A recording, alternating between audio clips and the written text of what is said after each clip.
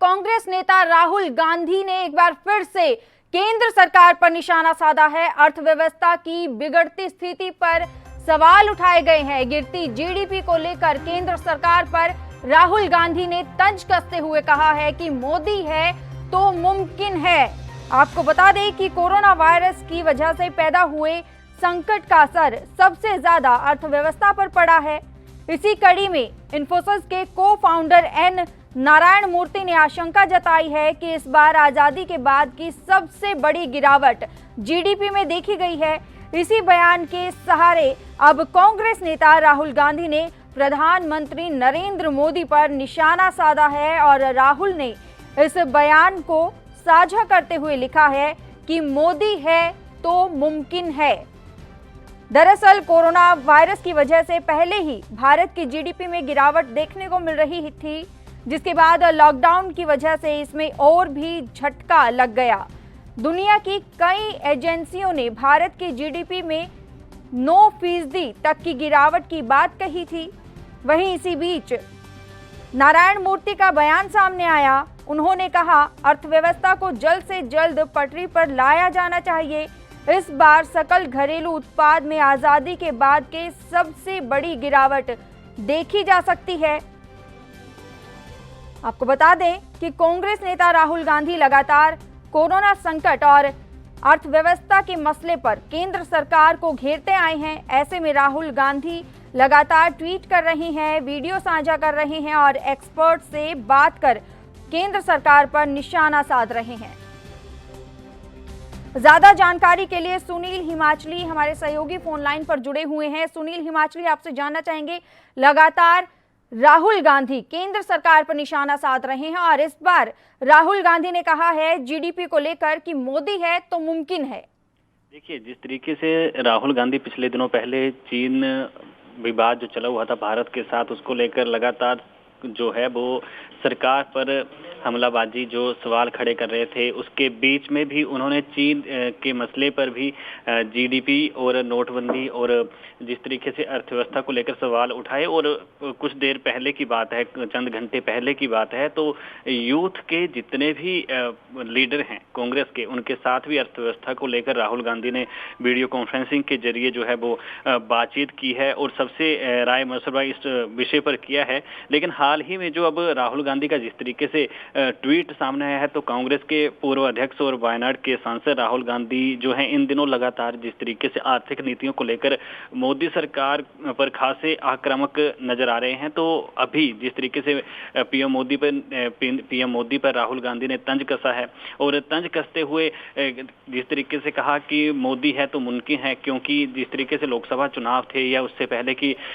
जो चुनाव प्रचार जिस तरीके से भाजपा के नेताओं की तरफ से किए गए, तो मोदी है तो मुमकिन है की बात उस दौरान भी कही गई। और अब राहुल गांधी ने इन्फोसिस के संस्थापक नारायण मूर्ति के एक बयान का हवाला देते हुए जिस तरीके से तंजात्मक लहजे से बीजेपी के नारे मोदी है तो मुमकिन है को दोहराया है। और जिस तरीके से अर्थव्यवस्था की स्थिति को लेकर उन्होंने पहले भी कई अर्थशास्त्रियों से और बुद्धिजीवियों से वो बातचीत कर चुके हैं, लेकिन अब जिस तरीके से राहुल गांधी ने ये सवाल खड़े किए हैं, तो अब गिरती हुई जीडीपी या जो हमारा अर्थव्यवस्था का वर्तमान में कोरोना महामारी के बीच जो स्थिति बनी हुई है, उसको लेकर जो सारी स्थिति बनी हुई है, उसमें आय और व्यय के लिए, तो ऐसे में अब लगातार कांग्रेस जो है वो मजबूत विपक्ष के तौर पर सरकार से सवाल पूछ रही है। और जीडीपी को लेकर भी जो है अब बड़ी गिरावट जिसमें देखी गई है, तो इन्फोसिस के जो संस्थापक हैं नारायण मूर्ति, तो उन्होंने आशंका जो जताई है उसको लेकर अब जो आज़ादी के बाद की स्थिति उन्होंने कहा है कि खराब स्थिति हो गई है। तो ऐसे में अब कहीं ना कहीं राहुल गांधी सरकार को सवालों के कटघरे में खड़ा करना चाहते हैं। हालांकि तो जो जिस तरीके से अनुराग ठाकुर और निर्मला सीतारमण है जो हैं, वो पूरी कोशिश कर रही हैं कि अर्थव्यवस्था में सुधार लाया जाए। केंद्र की सरकार भी इस तरीके से। लेकिन सुनील हिमाचली, यहाँ जानना चाहेंगे कि अगर कोरोना वायरस की बात की जाए, अर्थव्यवस्था की बात की जाए, तो वैश्विक महामारी का इस समय दौर है। ऐसा नहीं है कि भारत ही इस समय जीडीपी को लेकर या अर्थव्यवस्था की बात करें उसको लेकर अभी इस स्थिति में खड़ा हुआ है। दूसरे अन्य राज्यों की बात की जाए या अन्य देशों की बात की जाए तो वहां पर भी यही हालात बने हुए हैं। देखिए पूजा, जिस तरीके से अगर पॉलिटिकली कंडीशन पे हम लोग कह सकें तो अब किसी भी दुनिया में किसी भी देश की जो है वो स्थिति कहीं ना कहीं उनकी कमर टूटी है। अर्थव्यवस्था की जितनी स्थिति थी वो खराब हुई है, चाहे वो अमेरिका हो, रूस हो या हमारे पड़ोसी मुल्क हो। लेकिन अब जिस तरीके से आपने राज्यों की बात कही तो राजनीतिक तौर पर या हमारे जो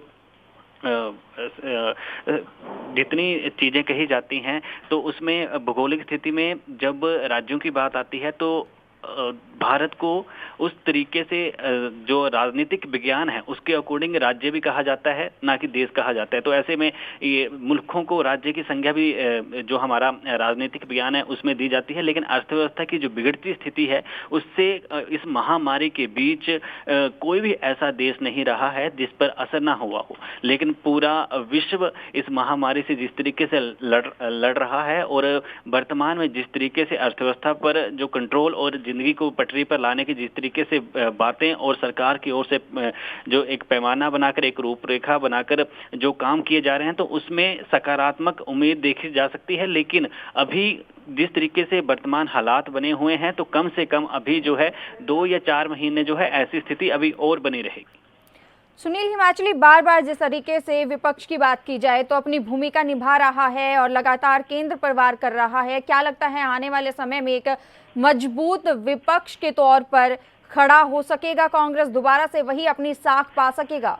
देखिए, जिस तरीके से कांग्रेस की मजबूती की बात है, कांग्रेस पहले भी उसी स्थिति पे थी। पहले कांग्रेस ने सत्ता में रही है और वर्तमान में जो है वो विपक्ष की भूमिका निभा रही है। तो राहुल गांधी को भी पता है, सोनिया गांधी को भी पता है, प्रियंका गांधी को भी पता है और कहीं ना कहीं जो इनके पास एक बहुत तजुर्बेदार जो नेता हैं, जो इनके पास काफी अनुभव रखने वाले नेता हैं, तो वो भी इस वक्त कहीं ना कहीं राहुल गांधी उनसे भी संपर्क साधे हुए हैं, उनसे भी बातचीत करके जिस तरीके से मसलों को उठा रहे हैं। लेकिन तो जिस तरीके से जनता का विश्वास एक बार के लिए कांग्रेस से उठ गया था, जिसके बाद अगर बीजेपी की बात कहें तो बीजेपी जीती थी, क्या वो दोबारा से वही साख पा सकेगी कांग्रेस?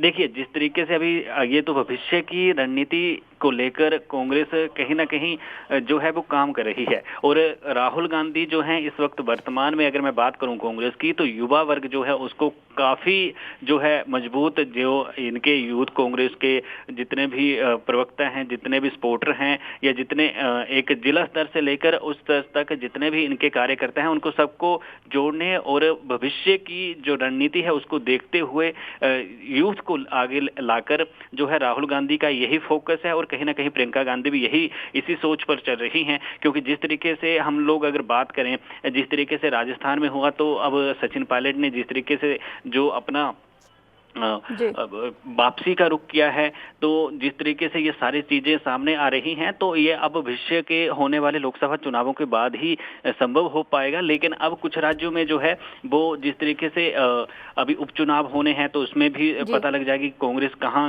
अपनी साख जो है वो मजबूत कर पाती है। उसके बाद सबसे बड़ी हमारी जो लोकतंत्र में सबसे अहम चुनाव माने जाते हैं वो पंचायती चुनाव माने जाते हैं, क्योंकि वहीं से ही एक रूपरेखा जो है सरकार बनने की तय हो जाती है।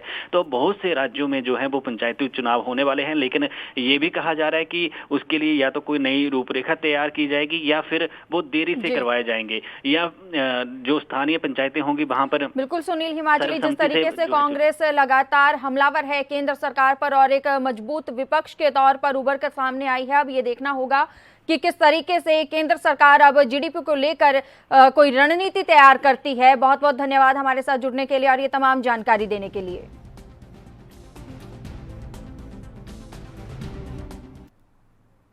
वहीं राजस्थान से इस वक्त की बड़ी खबर सामने आ रही है। सचिन पायलट की घर वापसी हो गई है। पायलट की घर वापसी से हालांकि गहलोत खेमा नाराज है, खत्म नहीं हुई अभी भी विधायकों की खटास। आपको बता दें कि दोनों खेमों के विधायक दल की आज बैठक होगी। इसके लिए कांग्रेस विधायकों को जयपुर से ले जाने की तैयारी की जा चुकी है। विधायकों के लिए जैसलमेर 4 चार्टर्ड 1 बोइंग विमान पहुंच चुका है। इस वक्त की बड़ी खबर आपको बता रहे हैं। राजस्थान में काफी सियासी उठापटक के बीच मंगलवार को देर रात कांग्रेस विधायक दल की बैठक हुई।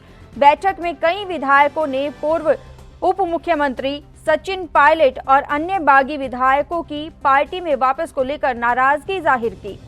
इस बैठक में मुख्यमंत्री अशोक गहलोत ने बदले राजनीतिक समीकरणों से विधायकों को अवगत कराया और सभी को विश्वास में लेने की कोशिश की, लेकिन कई विधायक पायलट की वापसी से नाराज दिखे। जानकारी के मुताबिक मुख्यमंत्री अशोक गहलोत ने अपने संबोधन में सभी विधायकों के मौजूदा राजनीतिक संकट में साथ देने के लिए धन्यवाद कहा है। ज्यादा जानकारी के लिए संदीप अग्रवाल हमारे साथ फोन लाइन पर जुड़े हैं। संदीप अग्रवाल, खटास कम नहीं हुई है अभी भी विधायकों की? बिल्कुल सलोनी, जिस प्रकार से एक बहने वर्ग का सियासी ड्रामा चला है राजस्थान में पूरे में, और मुख्यमंत्री अशोक गहलोत के जो कयास लगाए जाते हैं इस प्रकार गिराने के, वो नाकाम साबित हुए, चाहे वो रीजन कोई भी रहा हो। ऐसे में सचिन पायलट की घर वापसी को लेकर कुछ विधायक जो हैं, दर्जन विधायक ऐसे हैं जो मुख्यमंत्री के अशोक गहलोत के खेमे में थे, उनकी नाराजगी है साफ साफ की डिप्टी सीएम, पूर्व डिप्टी सीएम सचिन पायलट को वापस नहीं लेना चाहिए। और जब उनको विधायक दल की बैठक हुई कल जैसे, और उनको बोला गया कि सचिन पायलट की घर वापसी पर वो कोई दोस्त चाहिए, तो उन्होंने साफ मना कर दिया। तो उसने कहा कि हम आलाकमान से ये मांग करते हैं कि कोई भी नेतृत्व चेंज नहीं होगा, किसी की तरह का बदलाव नहीं किया जाए, जो पहले एजिटेट चल रहा था वैसे रहे, मुख्यमंत्री अशोक गहलोत की सरकार पूरे 5 साल तक बनी रहे। ऐसे में नाराजगी साफ है, और उन्होंने साफ कह दिया कि मुख्यमंत्री अशोक गहलोत के द्वारा जो प्रयास किए गए थे वो रंग लाए हैं, लेकिन कहीं ना कहीं खटास उनके दिलों में आज भी बरकरार है। सलोनी, क्या लगता है ये सियासी ड्रामा अभी भी और लंबा चल सकता है? बिल्कुल देखो सलोनी, जिस प्रकार से, हालांकि ये बात अलग है कि तय है कि भाई सचिन पायलट की वापसी हो गई है, चाहे वो आलाकमान के जो सुप्रीमो बैठी है वो उनके प्रयासों से, लेकिन कहीं ना कहीं दोनों के बीच तकरार जो थी वो कभी खत्म नहीं हुई है, और कहीं ना कहीं वो तकरार की जो चिंगारी थी वो भी सुलग रही है। क्योंकि जिस प्रकार से विधायक दल की बैठक में विधायकों के सुर, बगावती सुर जो तेज हो गए, उन्होंने साफ कह दिया कि सचिन पायलट की वापसी एक बहुत गंदा मानने प्रयास था, या फिर ये जवाब मान लें। ऐसे में सचिन पायलट ने भी मीडिया से रूबरू साफ कर दिया कि सचिन पायलट मुख्यमंत्री अशोक गहलोत ने जो उनके लिए शब्द कहे थे पूर्व में, वो बहुत गंदे थे, काबिल तारीफ नहीं थे, क्योंकि वो भी उस शालीनता से उन्होंने अपना रुख अपनाया था और अपने बगावत की थी, लेकिन फिर भी वो वापसी हुई है, वो एक बड़ी अच्छी बात है। लेकिन कहने के दोनों के दिलों में आज भी तकरार के सुर तेज हैं। आज दोनों खेमों की बैठक होने जा रही है विधायक दल की, उसमें क्या कुछ रणनीति बनाई जाएगी आगे के लिए, क्योंकि 14 अगस्त को विधानसभा सत्र शुरू होना है? बिल्कुल, देखिए जिस प्रकार से दोनों गुटों की जो विधायक दल की बैठक है वो आज होगी, और वो दोनों अपना बहुमत साबित करेंगे और ये सच्ची करेंगे, सक्रिय प्रदर्शन करेंगे। क्योंकि हालांकि ये बात अलग है कि दोनों की घर वापसी हो गई है, दोनों एकजुट हो गए, सरकार में वापस आ सके पूर्व डिप्टी सीएम, और प्रयास ये भी किए, खबर ये भी आ रही है कि डिप्टी सीएम जो पूर्व डिप्टी सीएम थे उनके पास जो पहले 2 पद थे, उप मुख्यमंत्री का और पीसीसी चीफ का, वो बरकरार रहेंगे, वापस उनको वो पद सम्मान दिए जाएंगे। अब देखने वाली बात ये है कि जो आज दोनों दल की विधायक बैठक है उसमें रणनीति, किस रणनीति पर चर्चा होती है, किस रणनीति पर आगे की पार्टी को लेकर, या फिर आगे जो विधानसभा सत्र शुरू हो रहा है उसमें किस प्रकार से वो अपना बहुमत से सच्ची प्रदर्शन कर सकेंगे। संदीप अग्रवाल, आपसे जानना चाहेंगे, वहीं दूसरी ओर अगर बीजेपी की बात की जाए तो उन्होंने भी अपनी विधायक दल की बैठक इस सभी घटनाक्रम के बाद टाल दी है। बिल्कुल, देखिए पहले तो आज की उनकी बैठक थी, बीजेपी की बैठक होनी थी आज विधायक दल की, लेकिन जब सूचना मिली कि दोनों सचिन पायलट और मुख्यमंत्री अशोक गहलोत दोनों अपने अपने दल की विधायक दल की बैठक करेंगे, तो उन्होंने प्रदेश को जो अध्यक्ष हैं सतीश पूनिया, उन्होंने साफ मना कर दिया अभी आज नहीं करेंगे, पहले उनकी प्रेस कॉन्फ्रेंस बैठक के बाद जो प्रेस कॉन्फ्रेंस की जाएगी उसके बाद भी वो आगे की रणनीति बनाएंगे, और उनकी रणनीति, कांग्रेस की रणनीति को देखते हुए जो बीजेपी की बैठक है वो आयोजित की जाएगी। सलोनी, दूसरी ओर अगर मायावती की बात की जाए तो मायावती ने भी कांग्रेस पर निशाना साधा है। उन्होंने कहा है कि अभी भले लगता हो कि राजस्थान सरकार सुरक्षित है, लेकिन आगे कभी भी गहलोत और पायलट में विवाद हो सकता है। बिल्कुल, देखिए ये बात कही है मायावती ने, बहुत सोच समझ के कही है, और हालांकि होना भी यही है, क्योंकि लगातार जो दरारों का दूर करने का प्रयास किए जा रहे थे वो सफल तो हुए हैं, लेकिन पूरी तरह सफल नहीं हुए, और जो 2 दिलों के मेल मिलाप में था पहले और दोनों का अपनापन था वो आज नहीं है गया है। क्योंकि आज जो विधायक दल की बैठक होनी है उसमें भी आप साफ देख सकते हैं, अलग अलग दोनों खेमों में अलग अलग विधायक दल की बैठक होगी, आयोजित होगी, अलग अलग जगहों पे आयोजित होगी। पहले मुख्यमंत्री अशोक की होगी, उसके बाद सचिन पायलट की होगी। तो मायावती ने जो कहा है कि स्टेटमेंट दिया कि कांग्रेस आज भले ही खुश हो ले, लेकिन दोनों के बीच तकरार है वो लगातार बनी हुई है, तो कहीं ना कहीं ये बात साबित होती है सलोनी, और आने वाला समय ही बताएगा। तो देखने वाली बात ये होगी कि दोनों की तकरार बनती है दोनों में या नहीं। अग्रवाल, बहुत बहुत धन्यवाद हमारे साथ जुड़ने के लिए और ये तमाम जानकारी देने के लिए। ज्यादा जानकारी के लिए चंद्रशेखर त्रिशूल, राजनीतिक संपादक, हमारे साथ फोन लाइन पर जुड़े हुए हैं। चंद्रशेखर त्रिशूल जी, आपसे जानना चाहेंगे कि अशोक गहलोत का जादू चला है या फिर ये कहें कि सचिन पायलट ने जिस तरीके से कहा था पहले कि सत्य को पराजित किया जा सकता है, हराया जा सकता है। देखिए पूजा, ये बहुत लंबी खटास है और एकदम मिठास में नहीं तब्दील होगी। और अभी एक वक्त देखना पड़ेगा। पार्ट 1 में ये सब कुछ हुआ, ये 33 दिन का महासंग्राम चला। अब पार्ट 2 में ये देखना होगा कि सचिन पायलट और अशोक गहलोत जी जिस एक राह पर चल रहे हैं, वो राह में साथ कितना चल पाएंगे। क्या टकराव फिर नहीं होगा? टकराव होगा तो उसका समाधान क्या होगा? क्या फिर वो कहीं रूठ के और दिल्ली के कोप भवन में जाके बैठ जाएंगे? क्या फिर अशोक गहलोत निरंतर सत्ता चलाते रहेंगे? अभी तो सबसे पहले सदन में जो फेस करना है कांग्रेस को बीजेपी से, हमलावर बीजेपी है, वहां पर उनके वक्ता, उनके प्रवक्ता, अनुभवी टीम पूरी बीजेपी एकदम चाक चौबंद है। हालांकि सदन में रणनीति बना दी है अशोक गहलोत ने, शांति धारीवाल उसकी अगुवाई करेंगे, महेंद्र चौधरी, महेश जोशी जैसे दिग्गज और कद्दावर जो उनके बिल्कुल एकदम किचन कैबिनेट है अशोक गहलोत की, वो मुकाबला करने के लिए तैयार है। लेकिन सबसे पहले सदन को फेस करना है और सदन को फेस करने के बाद जो पूरा विश्लेषण निकलेगा, जो पूरा इसका 33 दिन के महासंग्राम का विश्लेषण निकलना है, वो सदन में निकलना है। और सदन के बाद क्या होगा, सबसे पहले जो होना है वो सदन में होना है। इसलिए चंद्रशेखर त्रिशूल जी, आपसे एक बात और जानना चाहेंगे कि 13 अगस्त को ठीक विधानसभा सत्र से पहले ही, हालांकि 14 अगस्त को विधानसभा सत्र है राजस्थान में, उससे पहले बैठक बुलाई है बीजेपी ने, इसमें क्या रणनीति हो सकती है? देखिए, अब रणनीति जैसी कोई बात बीजेपी के पास रही नहीं है इस समय। अब बीजेपी सिर्फ अपने अनुशासन को लेके, अपने हमले को लेके, वक्ताओं के तीखे वार को लेके, सदन में अपने प्रदर्शन को लेके और कहीं ना कहीं रणनीति बनाई जा सकती है। जिस तरह अलोकतांत्रिक वो कहेंगे इस बात को कि अलोकतांत्रिक वो पूरा घटनाक्रम रहा है, और कहीं सदन में धरने पर भी वो बैठ सकते हैं, सदन के बीच में धरने पर बैठ सकती है बीजेपी, पूरी तरीके से प्रदर्शन करेगी। और इस जो कांग्रेस का एकीकरण हुआ है और बीजेपी को जो इससे चोट पहुंची है, उस चोट को कहीं ना कहीं अपने सदन में हमले के द्वारा भरने की कोशिश करेगी। चंद्रशेखर त्रिशूल जी, बहुत बहुत धन्यवाद हमारे साथ जुड़ने के लिए और ये तमाम जानकारी देने के लिए। यहाँ रुकते हैं एक छोटे से ब्रेक के लिए, जल्द हाजिर होंगे।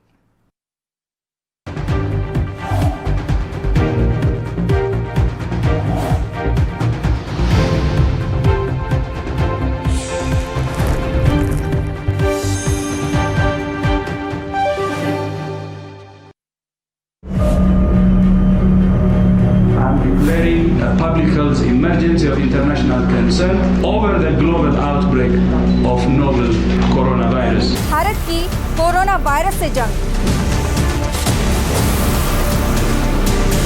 आपको चाहिए पूरी जानकारी के लिए भरोसेमंद जरिया।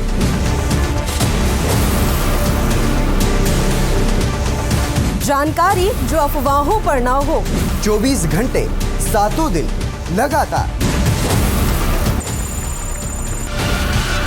सिर्फ ANB न्यूज पर।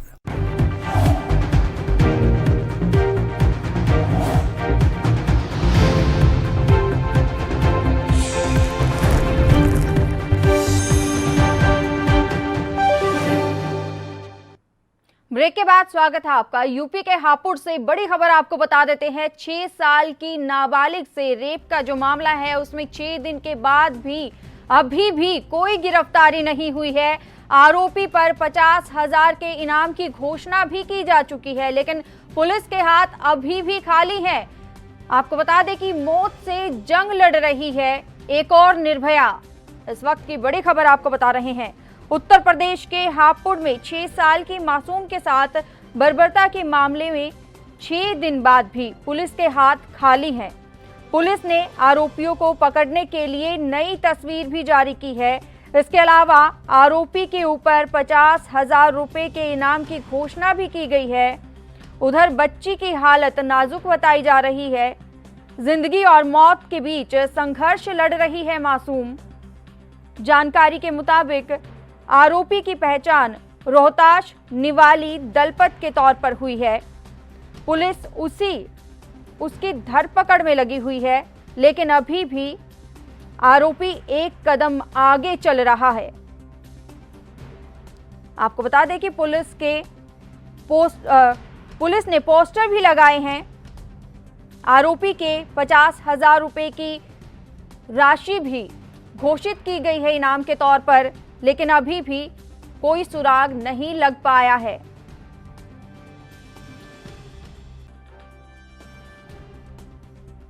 इस वक्त की बड़ी खबर आपको बता रहे हैं।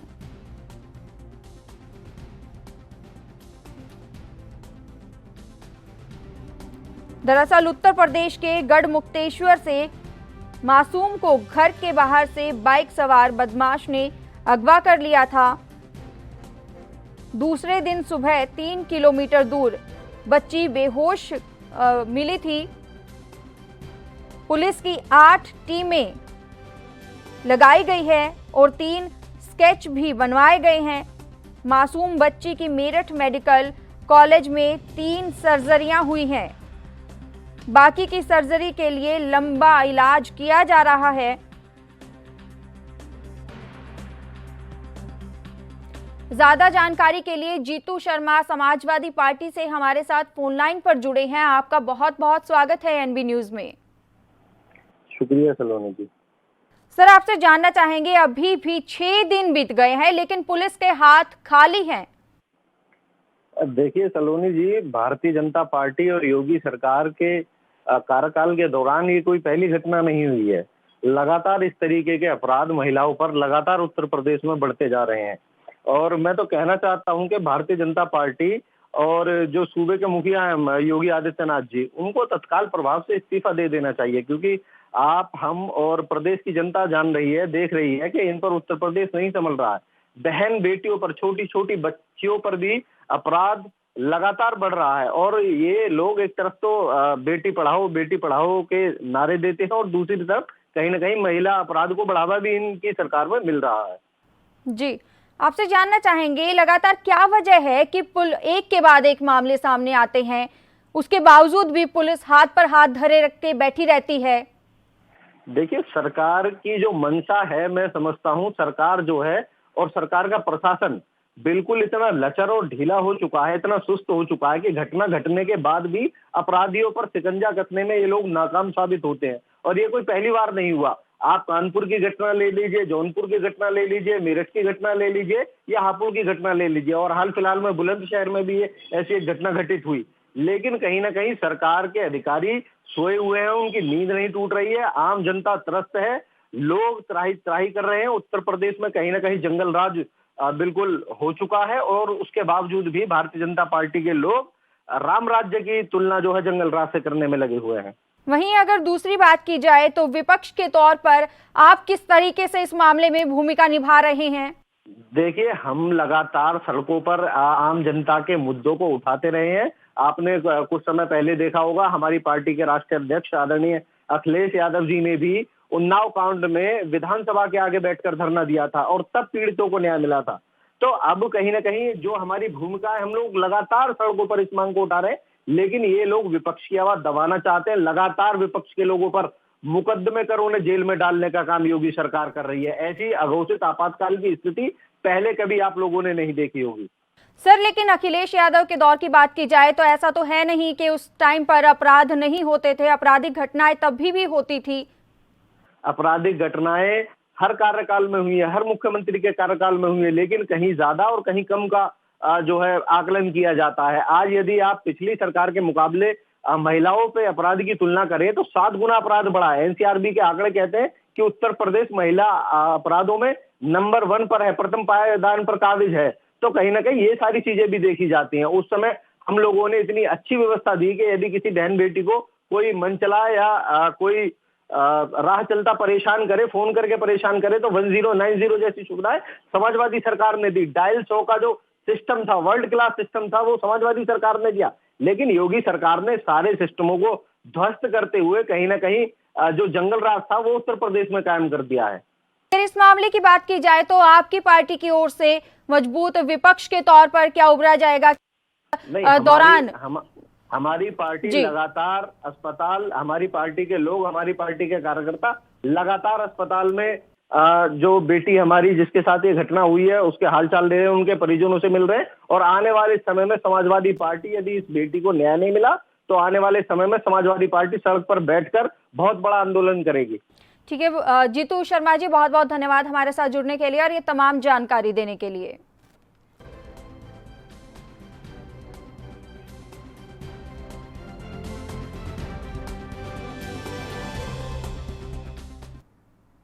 वहीं बिहार से इस वक्त की बड़ी खबर आपको बता देते हैं। पुल की अप्रोच सड़क के टूटने का एक और मामला सामने आया है। छपरा में बंगरा घाट महासेतु की अप्रोच रोड ध्वस्त हो गई है। पुल की लागत 509 करोड़ रुपए है। आपको बता दें कि सीएम नीतीश कुमार आज उसका उद्घाटन करने वाले हैं। इस वक्त की बड़ी खबर, उद्घाटन से पहले ही बंगरा घाट महासेतु ध्वस्त हो गया है। बिहार से इस वक्त की बड़ी खबर, पुल की अप्रोच सड़क के टूटने का एक और मामला सामने आया है। छपरा में बंगरा घाट महासेतु की अप्रोच रोड ध्वस्त हो गई है। पुल की लागत 509 करोड़ रुपए बताई जा रही है। आपको बता दें कि सीएम नीतीश कुमार ने आज ही इसका उद्घाटन करना है और वहीं उद्घाटन से ठीक पहले बंगरा घाट महासेतु का अप्रोच रोड टूट गया। महासेतु की अप्रोच सड़क पर 50 मीटर के दायरे में ये ध्वस्त हो गया है। इस वक्त की बड़ी खबर आपको बता रहे हैं बिहार से।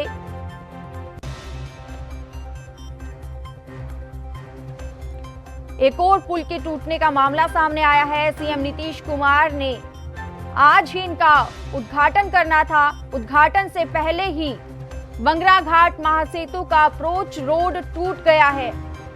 एएनबी न्यूज ये आप तक बड़ी खबर पहुंचा रहा है।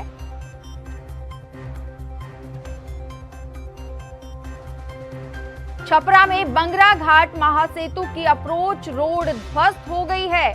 लगातार सीएम नीतीश कुमार सवालों के घेरे में खड़े हुए हैं। जिस तरीके से इससे पहले भी पुल के टूटने का मामला सामने आया था, वहीं एक और ये मामला सामने आया है कि बंगरा घाट महासेतु का रोड अप्रोच रोड जो है वो ध्वस्त हो गया है। 50 मीटर के दायरे में ध्वस्त हुआ है। ये बिहार से इस वक्त की बड़ी खबर एएनबी न्यूज आप तक पहुंचा रहा है।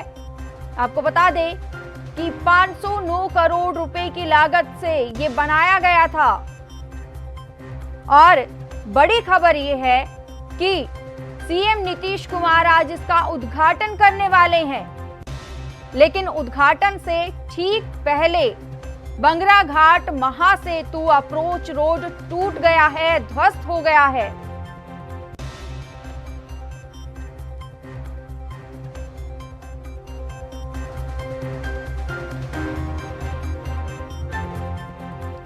इस वक्त की बड़ी खबर आपको बता रहे हैं। लगातार सीएम नीतीश कुमार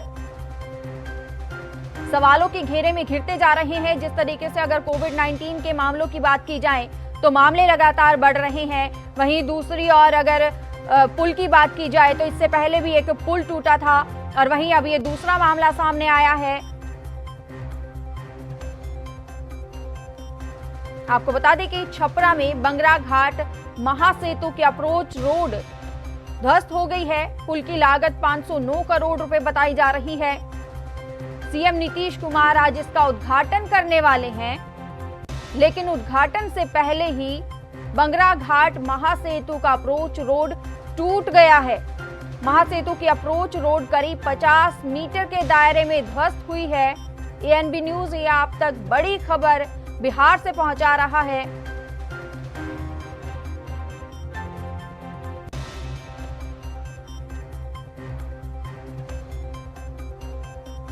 ₹509 करोड़ रुपए इसकी लागत बताई जा रही है।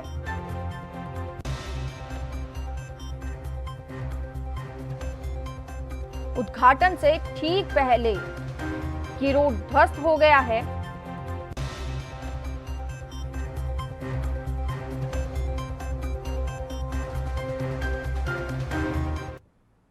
अगली बड़ी खबर से आपको अपडेट करवा देते हैं। कर्नाटक से बड़ी खबर सामने आ रही है। बेंगलुरु में मंगलवार रात को हिंसा भड़की। बेंगलुरु हिंसा में 3 की जान गई है और 110 की गिरफ्तारी हुई है। बेंगलुरु हिंसा मामले में एसडीपीआई नेता की गिरफ्तारी। मुख्यमंत्री ने एक ट्वीट किया है और ट्वीट कर इसकी निंदा की है। सीएम येदियुरप्पा की अपील है कि शांति बनाए रखें। सीएम ने लिखा है कि दोषियों पर कड़ी कार्रवाई करने के आदेश दिए गए हैं। कर्नाटक के बेंगलुरु से ये बड़ी खबर बता रहे हैं। मंगलवार को हिंसा भड़की थी, जिसके चलते हिंसा में 3 की जान गई, 110 गिरफ्तार हुए हैं। बेंगलुरु हिंसा मामले में एसडीपीआई नेता मुजम्मिल पाशा गिरफ्तार हुए हैं। मुख्यमंत्री बीएस येदियुरप्पा ने ट्वीट कर हिंसा की कड़ी निंदा की है और उन्होंने कहा है कि शांति बनाए रखे, ये अपील की गई है सीएम की ओर से। और साथ में उन्होंने कहा है कि दोषियों पर कड़ी कार्रवाई की जाएगी।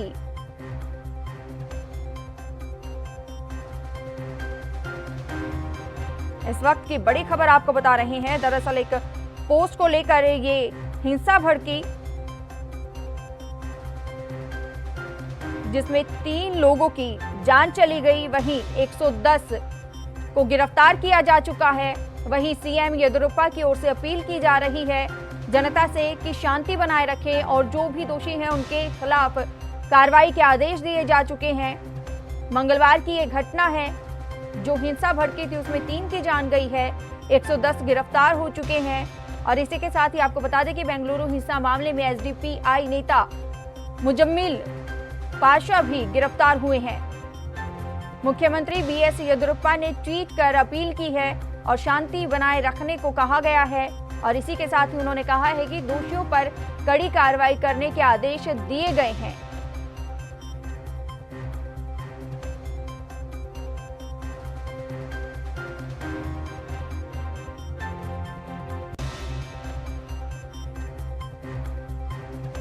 इस वक्त की बड़ी खबर आपको बता रहे हैं कर्नाटक के बेंगलुरु से, जहां पर मंगलवार को एक हिंसा भड़की। हिंसा भड़कने से आपको बता दें कि 3 लोगों की जान जा चुकी है अभी तक और 110 लोगों को गिरफ्तार किया जा चुका है। मंगलवार की ये घटना है।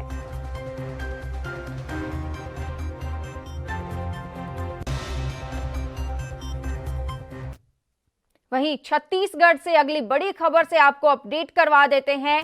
सुरक्षा बलों के साथ मुठभेड़ में 4 नक्सली मारे गए हैं। ये मुठभेड़ जगरगुंडा इलाके में जंगलों में हुई है। बस्तर के पुलिस महानिरीक्षक पी सुंदरराज ने इस बात की जानकारी दी है। इलाके से हथियारों को भी बरामद किया गया है। इस वक्त की बड़ी खबर आपको बता रहे हैं छत्तीसगढ़ से। मुठभेड़ जंगल गुंडा इलाके में जंगल में हुई है। बस्तर के पुलिस महानिरीक्षक ने इस बात की जानकारी दी है। इलाके से हथियारों को बरामद किया गया है। आपको बता दें कि इस मुठभेड़ में सुरक्षा बलों के साथ मुठभेड़ हुई, जो उसमें 4 नक्सलियों को ढेर किया गया है। ये बड़ी कामयाबी यहां पर सुरक्षा बलों को हाथ लगी है।